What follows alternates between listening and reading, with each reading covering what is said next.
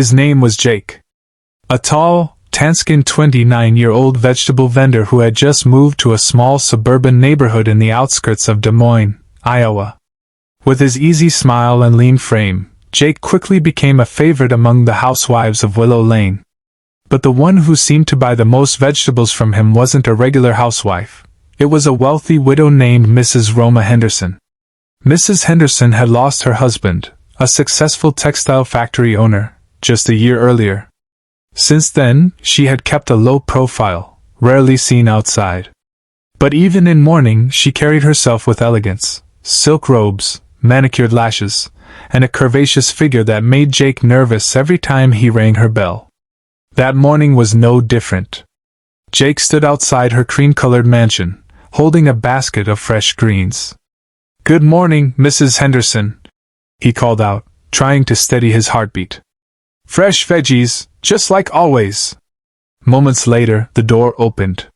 There she was, standing in a form-fitting lavender robe, her hair tied up with a few loose strands brushing her cheeks.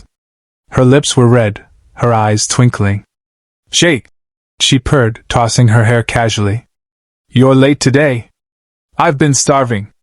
Jake scratched his head nervously. "Sorry, Mrs. Henderson. I had to stop by another house first." She let out a soft laugh. "Well, come on in. Help me bring these into the kitchen. I'll pick what I need." Jake hesitated, but it wasn't the first time he'd been inside. Her kitchen was spotless, perfumed faintly with something sweet, and always played soft country tunes on a vintage radio. As Jake knelt by his basket, sorting tomatoes and spinach, he suddenly felt her presence behind him, closer than usual. Her voice came low and smooth. "Jake," she said slowly, "what if I want something fresh, but not vegetables?" Jake turned around, meeting her gaze. Her expression was different, playful, deliberate. For a moment, time stopped. Then both of them smiled, small, curious smiles. That morning, Jake left Mrs. Henderson's house feeling like the earth had shifted beneath him. His heart thumped out of rhythm every time he passed that cream-colored mansion again. The lavender robe, her perfume, and the way she looked at him haunted his thoughts. 3 days later, he received a message from her.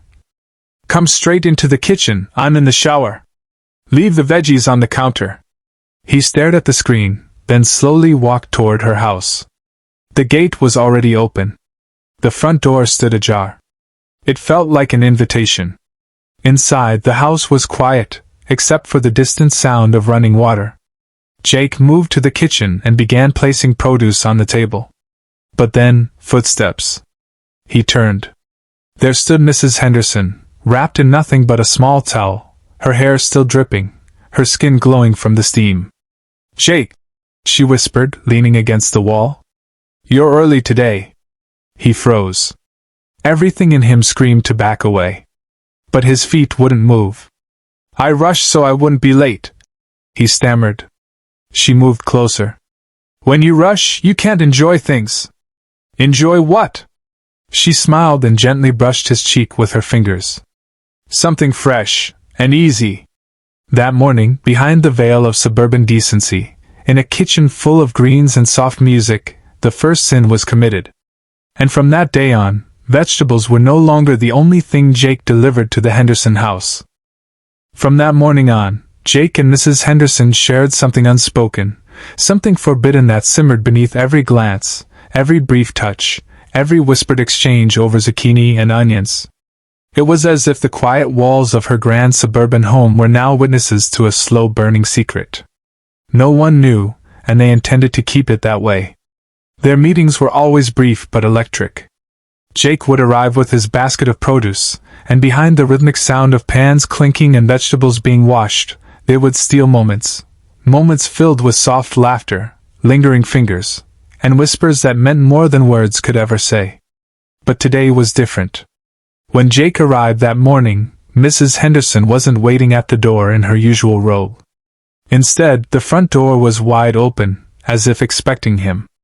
Inside, he found her seated at the long oak dining table in the sunlit room, already dressed and smiling. "Sit down, Jake," she said, her voice sweet and calm. "Today, I want to treat you." He blinked. Treat me? She gestured at the table. It was fully set, a warm bowl of soto soup steaming in front of an empty chair. Across from it, she sat in a silky rose-pink dress, soft and revealing, the neckline low and unapologetic. Jake felt his breath catch. Come on, don't be shy. You bring me vegetables every morning. It's only fair I feed you once in a while. He sat slowly, hands on his lap, unsure of what to say. They began eating. The soup was rich, the spices vibrant. But Jake's spoon paused midway. Under the table, something brushed his leg. He looked up. Mrs. Henderson's eyes sparkled. Why aren't you eating, Jake? She asked, her foot now gliding slowly up his shin. He stiffened. The warmth of her touch paralyzed him. What if your son comes home? He asked, voice barely a whisper. She leaned forward, giggling, her hand now resting gently on his thigh. He's away on a school camping trip. 3 full days. Right now, Jake, this house is just ours.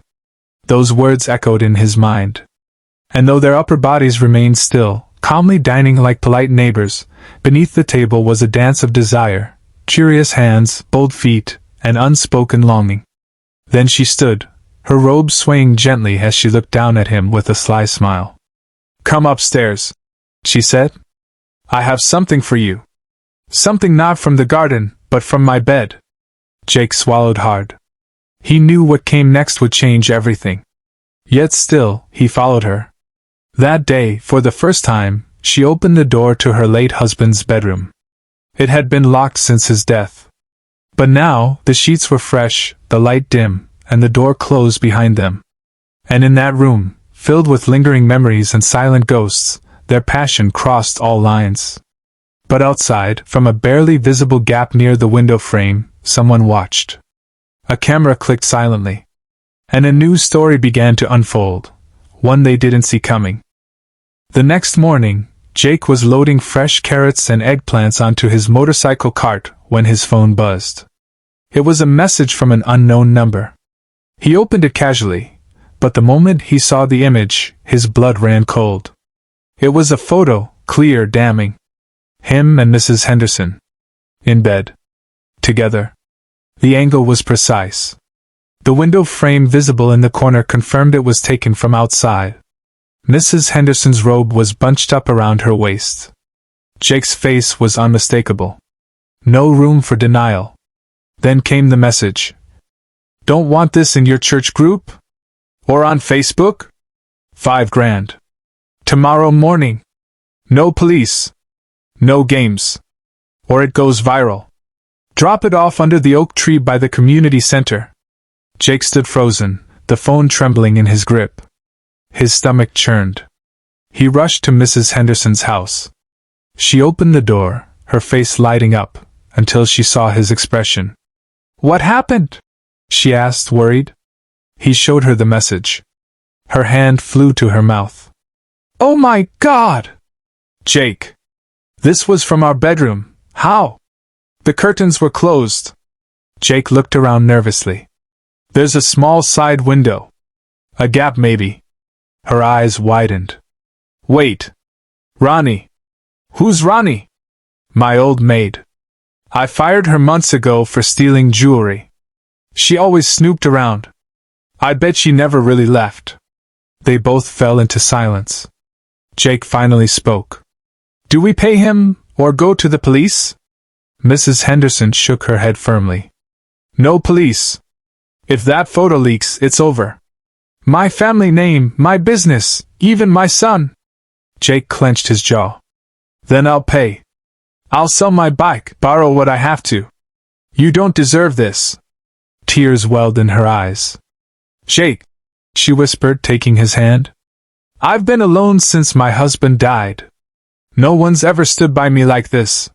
They embraced tightly in the living room, their tears mixing in silence. That night, they held each other even closer, not out of lust this time, but fear, and the strange bond forged through danger. But the threats didn't stop. Another message arrived that night. Tomorrow. 7 a.m. Under the oak tree by the prayer hall. Same place. I'll be watching. Try anything, and I'd burn you both." Mrs. Henderson's hands trembled. But Jake didn't respond. Because unknown to the blackmailer, she had already made a phone call. To someone from her past. Someone who didn't forgive threats to family. Someone who never asked questions. Someone who once ruled the streets before he found God. Dawn had just begun to break, casting a silver hue over the quiet suburban street.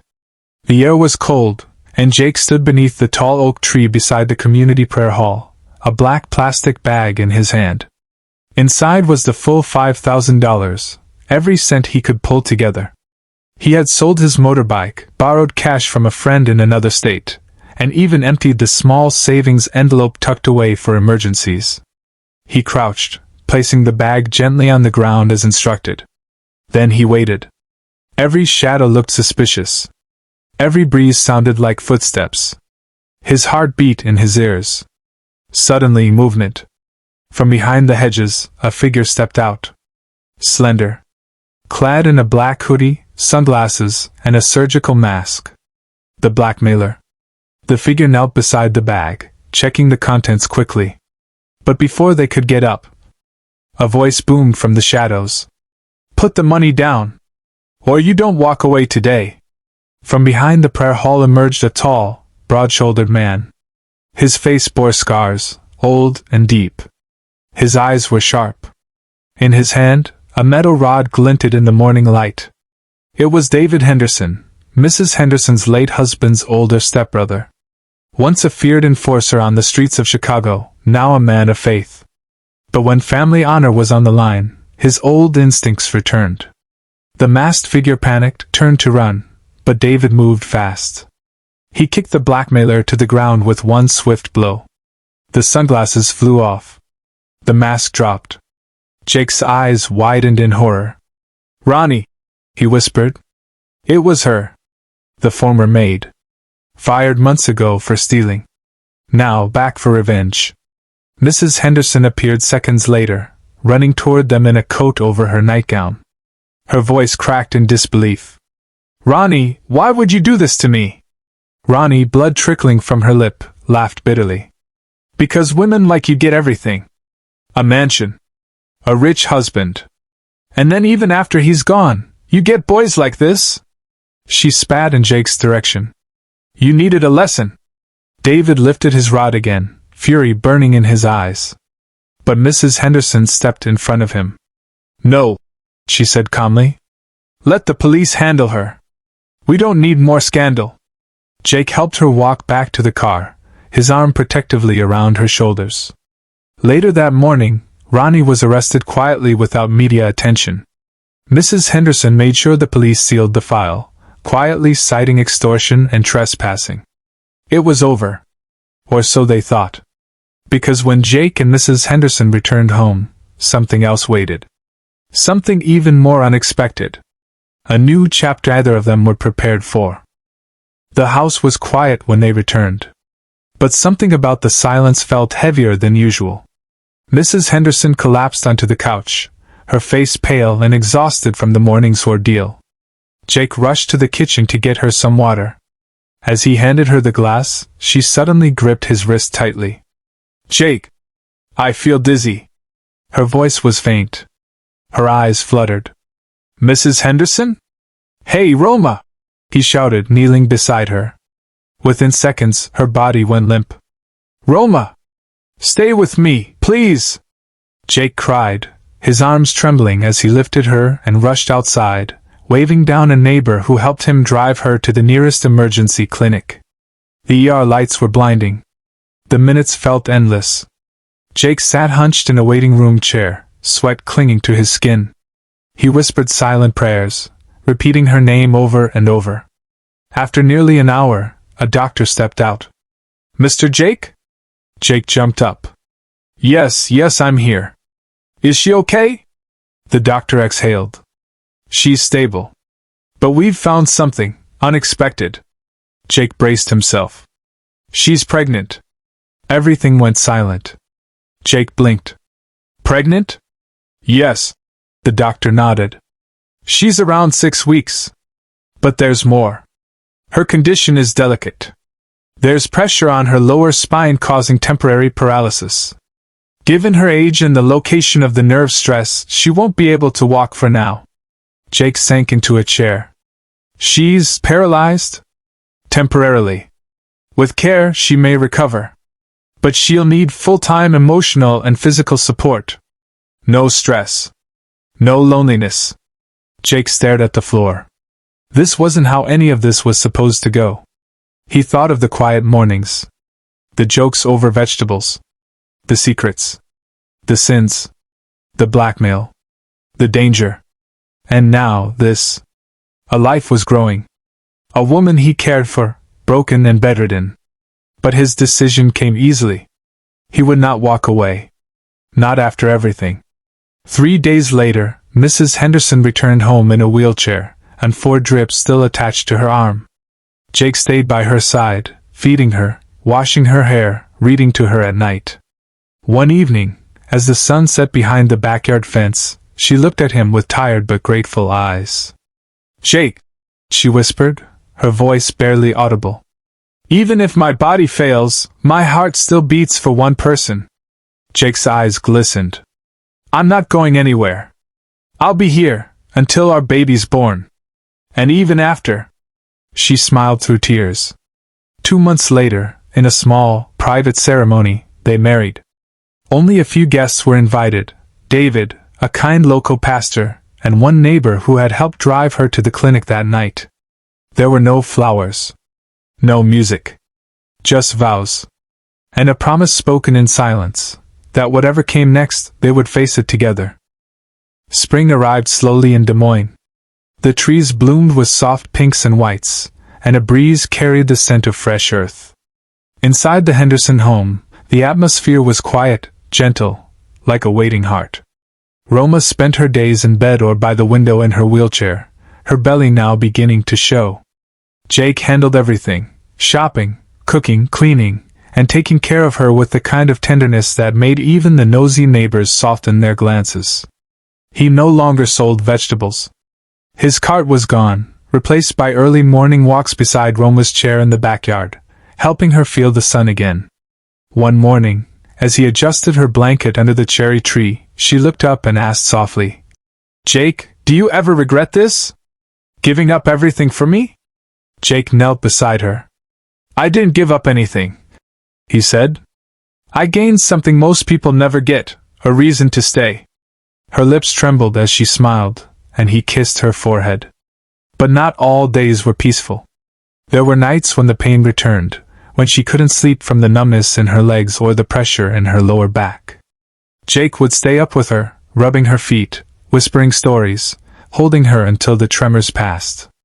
Sometimes, he cried in silence while she slept. He missed the simplicity of his past life, but he never doubted the path he had taken. One afternoon, while Jake was watering the flowers by the front steps, Roma called out suddenly from the living room. "Jake!" He ran inside, heart pounding. She was sitting upright, legs trembling slightly. "I felt something," she gasped. "My foot, it moved." Jake knelt and placed his hand on her ankle. He waited. Then, a twitch. He looked up in disbelief. Roma covered her mouth, laughing and crying at once. Over the next weeks, therapy and daily exercises began. She slowly regained strength. First 1 step, then 2. By summer, she could walk across the garden with Jake holding her hands. And one bright August morning, a cry echoed through the Henderson house. Their daughter was born. A tiny, red-faced miracle with Roma's eyes and Jake's smile. They named her Grace. That night, Jake stood by the crib, watching his wife asleep with the baby nestled beside her. He felt the quiet ache of exhaustion, but it was the kind that came with joy. He had never imagined his life would take this turn, from a vegetable vendor to a husband, a father, and a man who risked everything for love. But as he watched Roma breathe peacefully, one arm cradling their daughter, he knew he would do it all over again. Every step. Every mistake. Every moment. Because love, when real, finds its way through the unexpected. And sometimes, redemption blooms where you least expect it, beneath lavender robes, under cherry trees, and in the smallest cries of a newborn child.